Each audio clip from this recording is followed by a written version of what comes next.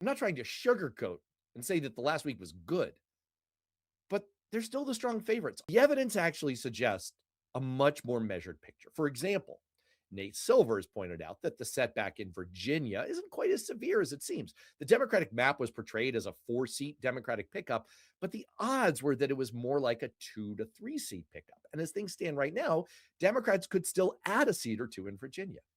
And consider this: Nate Cohn in the New York Times has shown that while these two rulings have moved things, it's not as far as you might think. Before the rulings, Cohn estimates that across the country, Democrats would need to win the total popular vote for the House by 2.5 percentage points in order to win control of the House.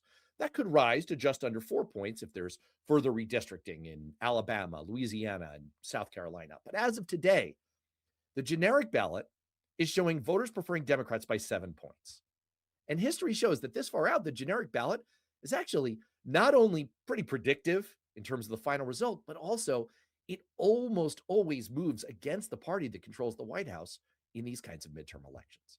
So if you're reading a story that says the path for Democrats got narrower, harder, tougher, that's valid.